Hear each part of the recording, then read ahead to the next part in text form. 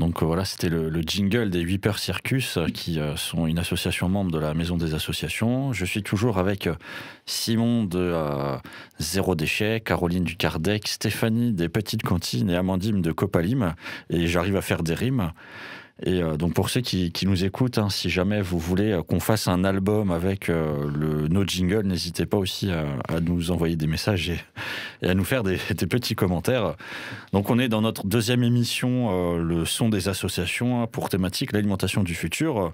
Je remercie toujours Radio Arc-en-Ciel de nous accueillir, qui est notre partenaire pour l'enregistrement. Donc l'alimentation du futur, alors la question exacte, c'est quelle est l'alimentation du futur? C'est une vaste question, et c'est pour ça que d'ailleurs que j'ai autour de moi 4 associations qui sont dans le domaine de l'alimentation. Alors l'alimentation du futur, ça peut être l'alimentation dans un an comme dans 100 ans. C'est vrai que le futur, on l'a pas défini, et on ne le définira pas, puisque je laisse à vos imaginations débordantes le choix de pouvoir imaginer, justement. Alors, quelle est l'alimentation du futur? Je ne sais pas si l'une ou l'un d'entre vous veut prendre la parole pour commencer à nous donner son avis de l'alimentation. Peut-être, je ne sais pas s'il y en a l'un ou l'une qui peut faire peut-être un état des lieux de l'alimentation actuelle, avant qu'on parle du futur, ou je vois Simon qui lève le doigt. Simon. Non, moi c'est juste pour... quand on avait préparé l'émission, on avait parlé des extraits de films qui montraient l'alimentation du futur, où il y avait la petite pilule qu'on avale ou qu'on met dans... ou le truc complètement déshydraté qui gonfle. Et on a quand même l'impression que le futur, c'est pas ça en fait. Et que le futur, ça va être certainement revenir à une alimentation faite sur place, une alimentation locale, on va dire sans déchets, dans des contenants nobles, mais aussi avec des aliments nobles. Et je pense beaucoup surtout à la restauration collective. Parce que la restauration individuelle, les gens commencent à recuisiner, commencent à se réintéresser à ces questions-là. Bon, certains ne se sont jamais désintéressés. Et moi, ce qui me préoccupe beaucoup, c'est la transformation dans la restauration collective. Et je vais juste donner un exemple, parce qu'il faut quand même en parler. À Strasbourg, actuellement, il y a une grosse cantine centrale qui est située à Schiltigheim, à l'espace européen de l'entreprise, qui cuisine des dizaines de milliers de repas par semaine. Et en fait, ces repas-là sont faits en liaison froide. Donc en gros, ils sont cuits, puis refroidis, puis transportés pour être réchauffés. Et par exemple, la cuisine du lundi est souvent préparée le vendredi, et on est bien loin d'une cuisine du futur comme on pourrait l'imaginer, c'est-à-dire même si on a 40% de bio, 30% de bio, etc., on gâche tout en fait avec ce système industriel qui ne permet pas de nous alimenter de bonne manière, et aussi de s'épanouir avec l'alimentation, la notion de plaisir, mais ça... les petites cantines et tout ça pourront mieux en parler que moi encore, pour moi la cuisine du futur, c'est aussi une cuisine où même en restauration collective, pour les entreprises, on s'épanouit. Alors je ne sais pas si les petites cantines veulent justement répondre... Enfin, Stéphanie des petites cantines, puisque tu n'es pas une petite cantine à toi toute seule. Non, je représente les petites cantines. Oui, pour nous, l'alimentation du futur, c'est... nous, aux petites cantines, on fait la promotion de l'alimentation durable, une alimentation qui est bonne pour soi et pour la planète. Donc pour nous, l'alimentation aujourd'hui et demain, c'est en lien avec son territoire. Donc une alimentation bio, locale, avec peu de viande. Ce qui ne veut pas dire pas de viande. On n'est pas militant, mais voilà, choisir sa viande, et une alimentation de saison, et en lien aussi avec notre territoire, autour du partage, autour de la convivialité. Et c'est tout ça qu'on essaie de proposer aux petites cantines. Ok. Merci aux petites cantines. Je ne sais pas si le Kardec ou Copalim, je vois que vous regardez. Comme je regarde le Kardec, Caroline, si tu veux rebondir. Oui, aussi je dois parler surtout au niveau du collectif, puisqu'on parlait du collectif il y a pas tout à l'heure. Oui, moi, je pense qu'il y a aussi mise en valeur et puis faire croire aux autres que ça peut marcher. Parce que c'est ça, le fait de se battre et de montrer aux autres qu'on peut le faire. Il faut que d'autres puissent prendre le relais aussi là-dessus.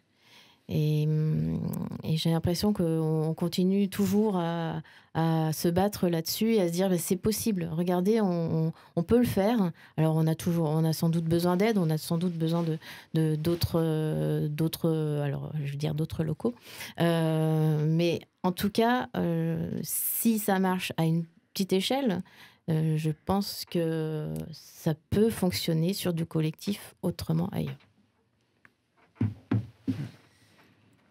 Ouais. Oui, vas-y, Amandine. Moi, j'avais une super phrase, genre punchline. Je voulais, c'est rien de plus que ce que tout le monde dit, mais c'est qu'en gros, la cuisine du futur, c'est la cuisine du passé, quoi. En fait, on n'a rien à inventer. Conservatrice. Ouais. Mais ça, c'est dans nos mentalités à nous. Malheureusement, les choses bougent pas aussi vite dans nos mondes que dans tous les différents mondes. Je rebondis sur ce que disait Simon à propos de la cuisine collective. Moi, je travaille dans un lycée où, quand c'est fête, il y a une petite gaufre avec une petite portion d'une célèbre pâte à tartiner dans un joli plastique. Et donc, j'imagine que les personnes qui préparent les repas ont énormément de choses à faire et pas forcément le temps de mettre une cuillère sur chaque assiette. Mais moi, ça m'a bouleversée de voir ça, en fait. Donc déjà, le cynisme de cette marque qui envoie des émissaires refiler des échantillons ou des portions dans les lycées, je trouve ça assez fou. Et puis, la quantité de déchets pour l'équivalent d'une cuillère à café. Donc voilà, tout le monde, on n'est pas au même stade. Je pense aussi j'ai lu un article dans les DNA sur les petits producteurs qui avaient fait le plein de clients pendant le confinement. Tout le monde avait des super résolutions. C'était hyper triste en fait, parce qu'il y en avait même qui avaient fait des investissements, parce que du coup ils n'avaient plus suffisamment d'espace pour tout stocker. Ils avaient investi dans des vélos électriques. Enfin, il y avait tout un truc assez enthousiasmant qui s'était mis en place, et pour que finalement, fin du confinement, les gens retournent à leurs vieilles habitudes. J'en fais partie, j'avoue. Parce que c'est plus facile et parce que... Donc on se donne bonne conscience en achetant dans de la grande distribution du bio. Et puis quand on les déballe, tout est dans des sachets individuels. Donc il y a tout un fossé énorme entre ce qu'on espère être la cuisine du futur et ce qu'on est prêt à construire comme étant la cuisine du futur. Chez Copalim, pour revenir à ce qui me concerne, il y a vraiment cette recherche-là. On est prêt à renoncer à notre marge si ça permet de vendre des produits qui commencent à être trop vieux. Immédiatement, on supprime notre marge pour que les produits soient vendus. On fait des super paniers soupe avec tout un tas de légumes qui ont l'air mauvais et qui le sont absolument pas, qu'on vend 2 € le kilo. Et puis il y a une notion de saisonnalité aussi qui est hyper importante. Il y a une histoire que je raconte tout le temps que je trouve super. On a reçu un mail du groupe de travail approvisionnement qui nous dit plus de fromage de chèvre, parce que notre fournisseur, pour le moment, c'est la saison où les chèvres font des petits, donc elles ont besoin de leur lait en fait pour les nourrir, donc il n'y a plus de fromage en fait. Ah zut, plus de fromage de chèvre. Et donc on sera hyper content de retrouver notre fromage de chèvre au printemps, quoi. Donc il y a vraiment cette volonté-là qu'on a et que vous avez tous. Donc je pense que notre cuisine du futur, c'est ça. Après, il faut que ça soit la cuisine du futur de tout le monde, quoi. Je vois que Simon, tu voulais intervenir. Ouais, pour rebondir sur le fait qu'elle ait rebondi.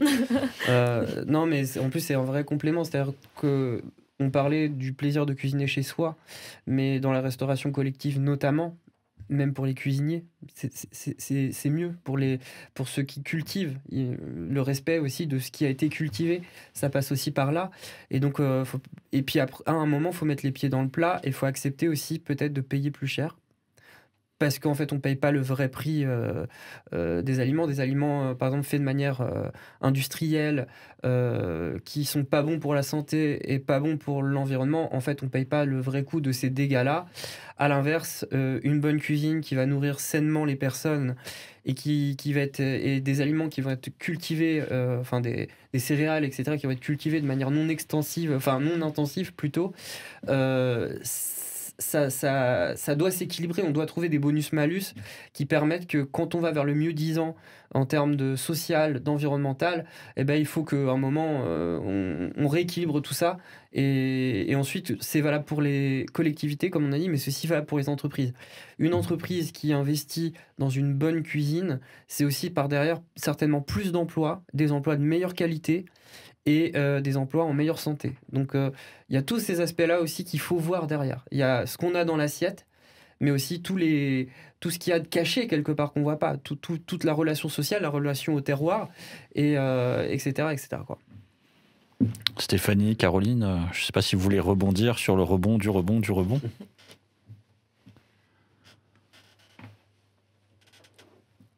Je te vois réfléchir, Caroline. Ou peut-être Stéphanie, toi, je te vois écrire.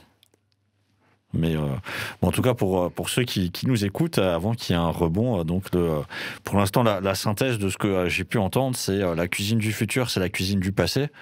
Et il faut savoir mettre le prix pour avoir des bonnes choses et effectivement être prêt parfois à payer pour pouvoir manger des choses saines et pas forcément payer des choses à moins d'€1 pour avoir des choses qui sont mal faites avec beaucoup de déchets et qui vont peut-être vous rendre malade. Stéphanie, tu voulais dire quelque chose ?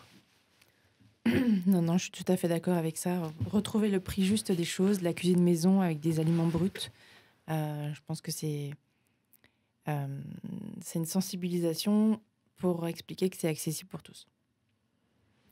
Il y avait une notion aussi de lien. Vous parliez de lien tout à l'heure. Nous, les cuisiniers, sont en lien avec les enfants.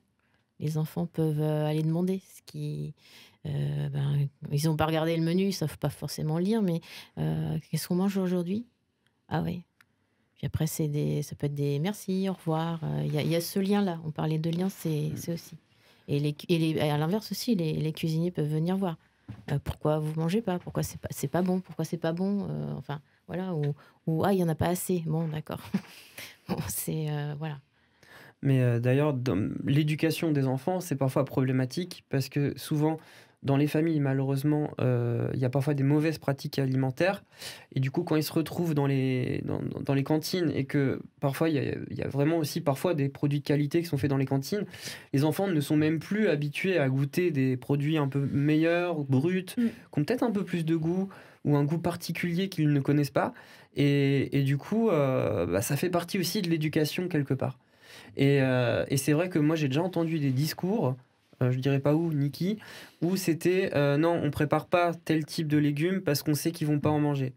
Mais en fait, faudrait inverser la tendance et pas se dire que c'est pratique de donner des frites à tout le monde parce que tout le monde aime les frites, mais au contraire, c'est quasiment une notion de service public que d'apprendre aux enfants qu'est-ce que c'est une nourriture saine. Mais bon, pour apprendre aux enfants à avoir une nourriture saine, ça passe par ce qu'il y a dans l'assiette. Donc, et il y avait la notion d'exemple aussi qui est importante. On croit que c'est pas possible. Évidemment, on ne peut pas changer tout du jour au lendemain. Ça, on en est conscient, surtout pour des très grandes cantines, comme à Strasbourg. On ne va pas passer du tout fait sur place du jour au lendemain.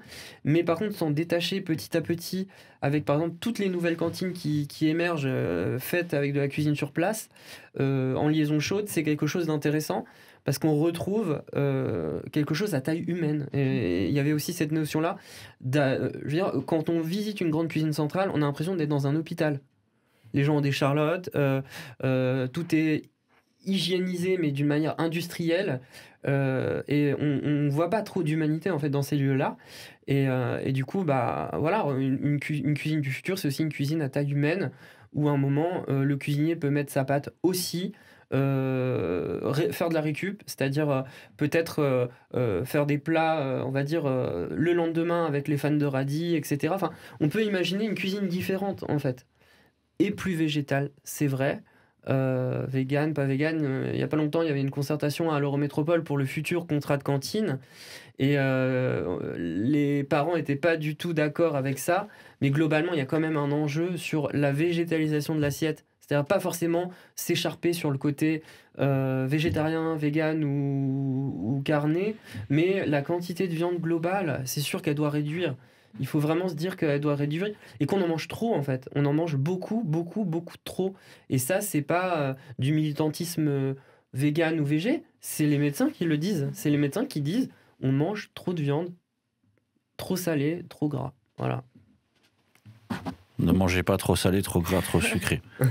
Alors, je ne sais pas s'il y a une de vous qui veut faire une intervention avant qu'on clôt ce débat. Oui, je pourrais juste ajouter. Oui, Amandine. Parce que Caroline parlait du lien et je pense que c'est vraiment quelque chose qu'on a besoin de retrouver sur tous les plans, c'est-à-dire le lien avec les gens qui font la nourriture et ceux qui la consomment, le lien avec la nourriture elle-même. Tu parlais de, je connais pas, c'est pas ce truc de froid, mais enfin, et puis le lien avec le fruit, le lien avec le légume. Enfin, ça va sonner bizarre ce que je vais dire, mais je vous promets, je suis pas droguée, mais moi, quand je mange à la cantine, et non seulement, c'est vrai qu'il y a énormément de viande, et puis surtout, les légumes sont massacrés, en fait. Je suis triste, moi, pour les haricots verts qu'on cuit, bouillit.